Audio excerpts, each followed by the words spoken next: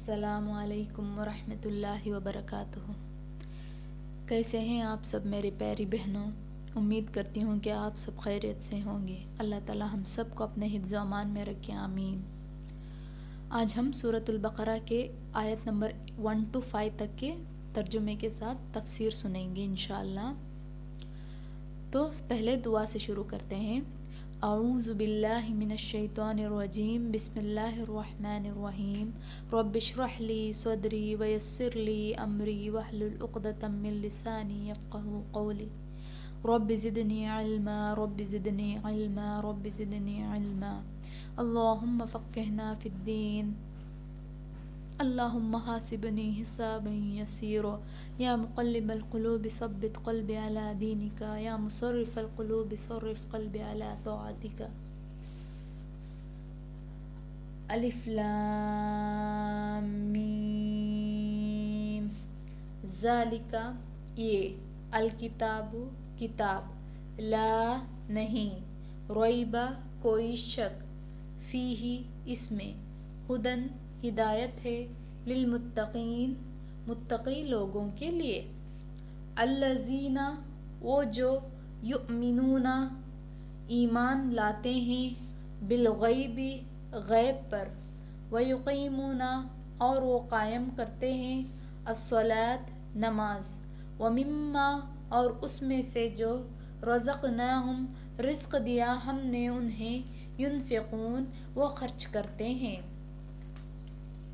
والذین اور وہ جو، یؤمنون ایمان لاتے ہیں، بما اس پر جو، انزل نازل کیا گیا، الیک طرف آپ کے، وما اور جو، انزل نازل کیا گیا، من قبلک آپ سے پہلے، وبالآخرۃ اور آخرت پر، ہم وہ، یوقنون یقین رکھتے ہیں۔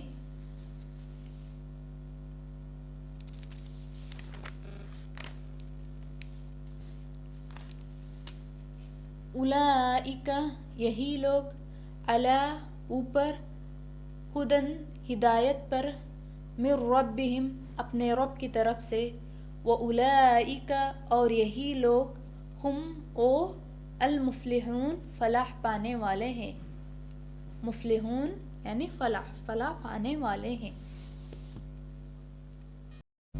اعوذ باللہ من الشیطان الرجیم، بسم اللہ الرحمن الرحیم۔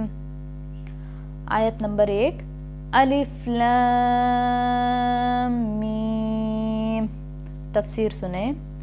حروف سے آغاز ہو رہا ہے، الگ الگ حرف پڑھے گئے اور کھینچ کے پڑھے گئے۔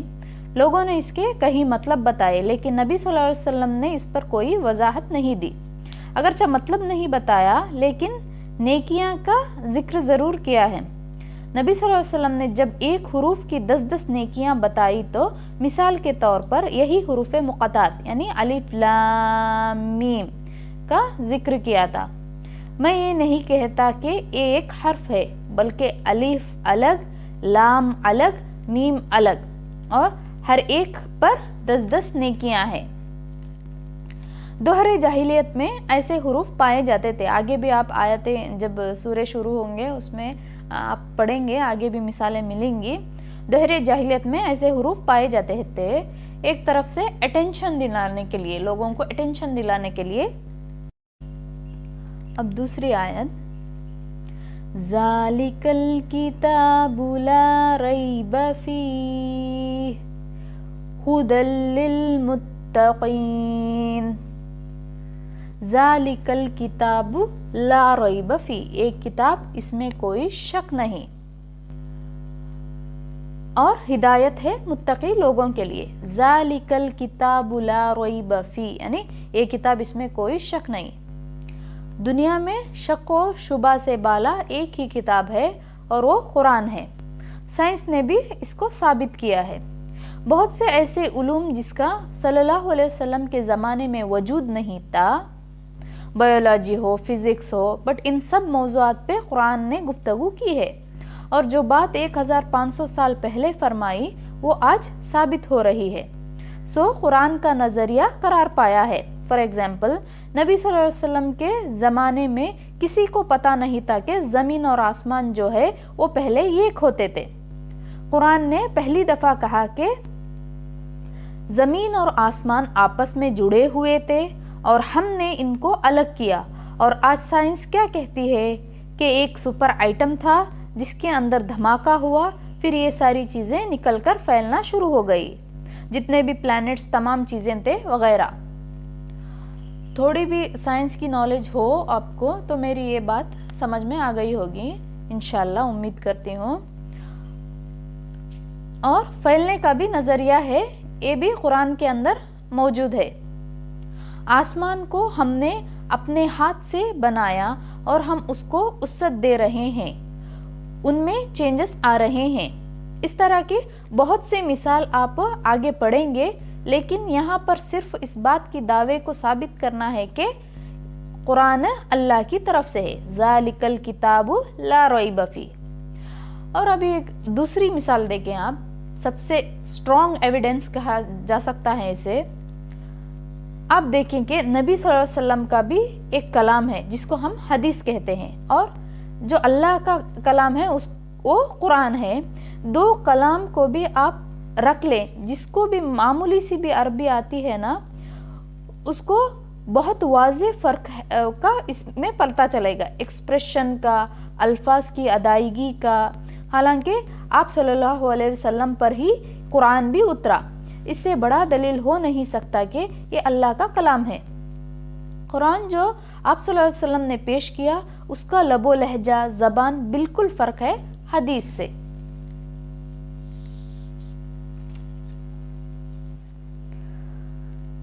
ہدی للمتقین, ہدی للمتقین یعنی متقی لوگوں کے لیے ہدایت ہے. جو بھی اسے جس ارادے سے اس کتاب کے پاس جائے گا وہی کچھ وہاں سے پائے گا. کس کی نیت, جو نیت ہو اس کتاب کو پڑھنے کی, جس کی جو نیت ہو وہی کچھ وہاں سے وہ پا سکتا ہے. ہر شخص کو اتنا ہی ملے گا جتنی آپ کی صلاحیت ہو, جیسے نیت ہو. قرآن پڑھنے کے بعد اس کا عمل ضروری ہے. جن کے اندر تقوی ہوگا, یعنی اللہ کا تقوی یعنی اللہ کا ڈر ہوگا, انہیں جو چاہے ہدایت ملے گی. دنیا سے گناہوں کی اور آخرت سے عذاب سے بچنے کی جس کو فکر ہوتی ہے وہی اس سے ہدایت پا سکتے ہیں. اب آیت نمبر 3, الذین یؤمنون بالغیب ویقیمون الصلاة ومما رزقناہم ينفقون. اب یہاں پر 3 باتوں کا ذکر ہے. الذین یؤمنون بالغیب, وہ لوگ جو ایمان لاتے ہیں غیب پر, ویقیمون الصلاۃ اور قائم کرتے ہیں نماز کو, ومما رزقناہم ينفقون اور اس میں سے خرچ کرتے ہیں, اس میں سے جو رزق دیا اللہ تعالیٰ نے اس میں سے وہ خرچ کرتے ہیں. اب سب سے پہلی بات کا تفصیل دیکھیں آپ. تفسیر, وہ لوگ غیب پر ایمان لاتے ہیں. غیب پر ایمان لانا یعنی ایمان کا تعلق دل سے ہے. غیب کا مطلب وہ چیز جو ہماری نگاہوں سے اوجھل ہے اس کو غیب کہا جاتا ہے. غیب یعنی جو چیز ہمارے نگاہوں سے اوجھل ہے, چیز جن کو جاننے کا کوئی ذریعہ نہ ہو. اب یہاں پر دیکھیں آپ, ہر غیب نہیں یعنی ہر چیز. اب آپ جس جگہ پر بیٹھے ہوئے ہیں, اب وہاں سے آپ کو بہت سارے چیزیں غیب ہے جو آپ کو دکھ نہیں رہے ہیں. اس کا مطلب یہ نہیں کہ اس پر ایمان لاؤ. اس کا مطلب غیب سے مطلب الغیب ہے, ہر غیب نہیں. بہت سارے چیزیں جو غیب ہے وہ غیب نہیں. اس کا مطلب الغیب. الغیب یعنی الغیب کا مطلب کیا ہے؟ الغیب یعنی فرشتوں پر, رسول پر, تقدیر پر, اللہ پر, یعنی ایمان مفصل. آمنت باللہ و ملائکتہ و کتبہ ورسله واليوم الآخر والقدر خیر والشر من اللہ تعالی والبعث بعد الموت. الغیب سے مراد یہ ہے ایمان مفصل ہے.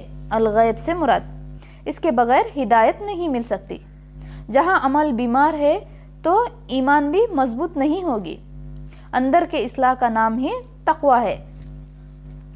اب غیب کا مطلب آپ کو سمجھ میں آ گیا ہوگا نا. اب الصلاۃ ویقیمون الصلاۃ یعنی جو لوگ نماز قائم کرتے ہیں. ویقیمون الصلاۃ متقی لوگ کون ہیں؟ پہلے الذین یؤمنون بالغیب جو غیب پر ایمان رکھتے ہیں. ویقیمون الصلاۃ جو نماز قائم کرتے ہیں. اور نماز قائم کرنا درست طریقے سے پڑھنا, ترجیح دینا یعنی امپورٹنس دینا نماز کو, نماز کو سب سے بڑھ کر رکھنا. نماز ان کی زندگی میں زیادہ اہمیت رکھتی ہے, یعنی ان کی ساری ٹائم ٹیبل کو نماز کے اوقات پہ درست رکھتے ہیں, کھانے کے, شادی کے. بعض لوگ یہ نہیں دیکھتے کہ نماز کا وقت ہے, چل پڑتے ہیں, نماز کو ترجیح نہیں دیتے. نماز کو ترجیح دو, باقی چیزیں اس کے نیچے, اور اپنا تقوی کا اظہار کرو. ایمان کے ساتھ عمل, نماز اپنی وجود کے ساتھ اطاعت کا اظہار کرنا. اور یہاں اب تیسری بات وَمِمَّا رَزَقْنَاهُمْ يُنْفِقُونَ اور اس میں سے خرچ کرتے ہیں جو ہم نے ان کو رزق دیا. اب آپ دیکھیں زندگی اور مال میں سے آپ کو کوئی ایک چیز چننا ہوگا تو آپ کیا لیں گے؟ بے شک ہم زندگی ہی لیں گے. زندگی ہوگی تو مال کا ملتے رہے گا, مال کما لیں گے ہم آرام سے. جو چیز ہمارے ملکیت میں آتی ہے وہ ہمیں بہت پیاری ہوتی ہے. ٹھیک ہے, جو چیز ہمارے ملکیت میں آتی ہے وہ ہم کو بہت پیاری ہوتی ہے. اس میں سے ہم دوسروں کا حصہ نکال دیں. اس کا تعلق کس سے ہے؟ اس کا تعلق دل سے ہے. جس کا دل بڑا ہو وہی یہ خرچ کر سکتا ہے. کسی کو بھوکا دیکھتا تو آرام سے نہیں بیٹھ سکتے. ایسے لوگ ہی اس کتاب سے فائدہ اٹھا سکتے ہیں. یہ اگلی کنڈیشن ہے. اور اس میں سے خرچ کرتے ہیں جو اللہ نے رزق دیا ہوا ہے. اب آپ کو اس 3 باتوں کا بھی کلیئر ہوا نا.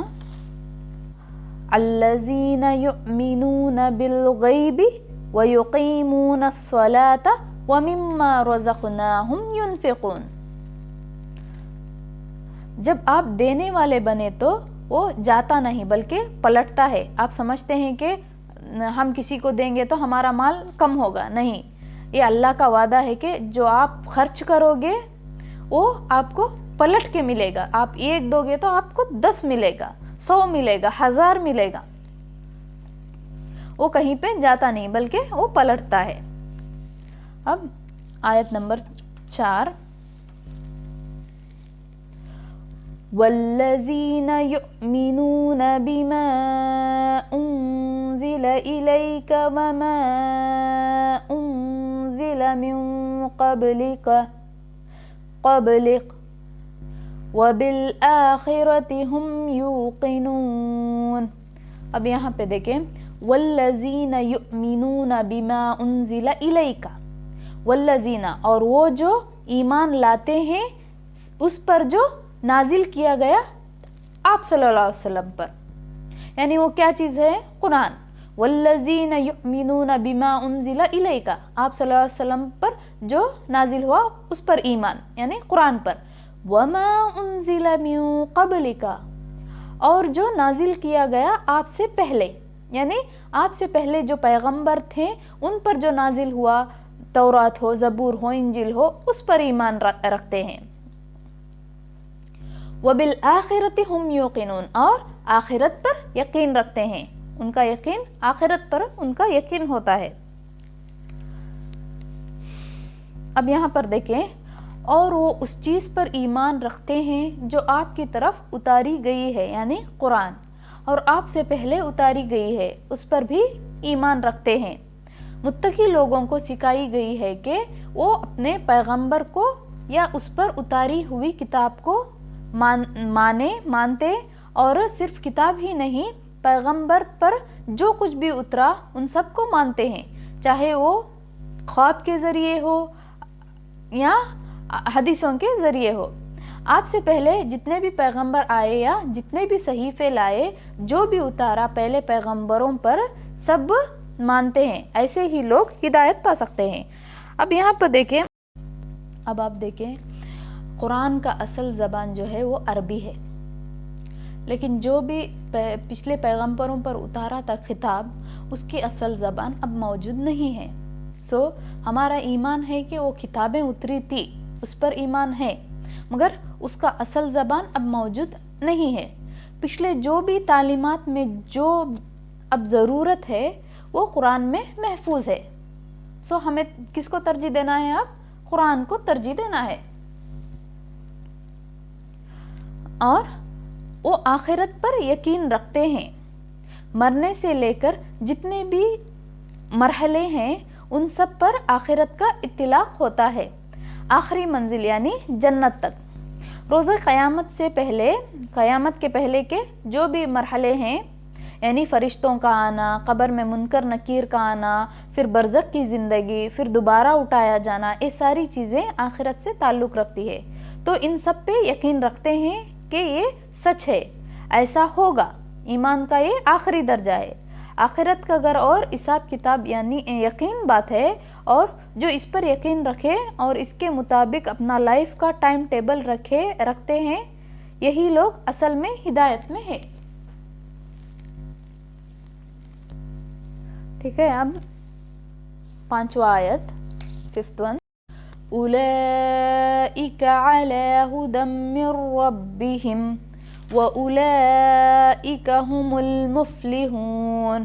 یہی لوگ ہیں ہدایت پر اپنے رب کی طرف سے، یعنی یہی لوگ اپنے رب کے، یہ جو بھی اوپر کے جو 3 آیات گزرے ہیں اس میں جو ذکر ہوا ہے اس کو جو مانتے ہیں، یہی لوگ ہدایت پر ہے اپنے رب کی طرف سے.